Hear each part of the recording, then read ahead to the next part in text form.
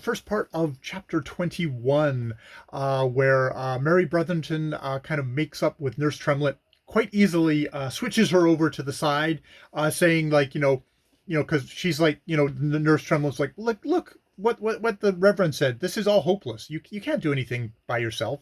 There's no way you can change anything. There's any more than you can change this setting in the setting and the rising of the sun.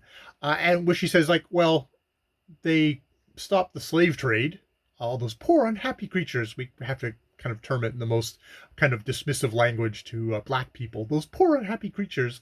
But saying like, we wrote that individually people lifted their voice, and suddenly there were so many voices raised against it that they find that politicians actually finally did abolish the slave trade within the English Empire, and however well that went, but at least they did take that step.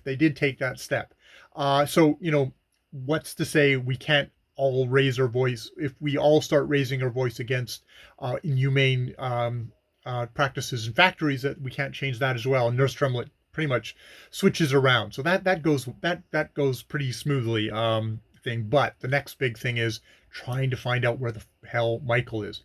Dead Mchl? I guess we'll see. Presumed dead, but body not shown yet, Mchl. And she's just like, oh.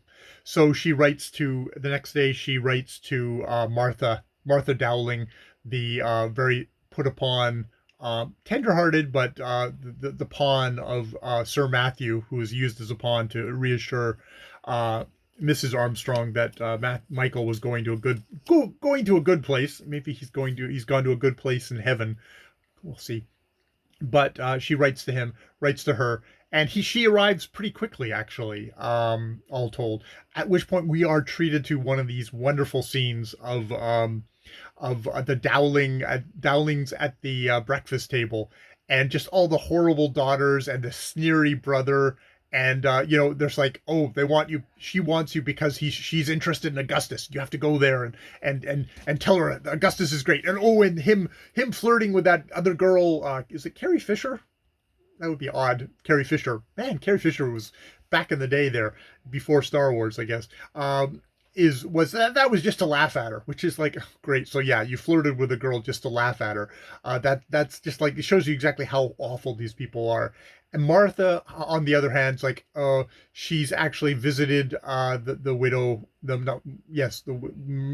Armstrong, and knows that Mrs. Armstrong's really concerned about where Mchl is. Kind of knows that, oh shit, maybe bad stuff has happened, and really doesn't want to know. And it's like, she doesn't want to go because she knows she's going to get grilled about this. And she actually even tries to tell Sir Matthew, but Sir Matthew is like, nope, I'm dispatching you, and you're making me. Just please, you just don't. I expect blind obedience from you. You are my little slavish daughter, who I expect just to do my bidding, because you're plain and you're not going to be one of my popular daughters. So therefore, you're just a minion for me, basically. And so she gets shoved out the door and has now arrived at Miss Brotherton's place, Mary and Martha, Mary's place, to probably get grilled, and we'll see how well that goes. All right, more videos later.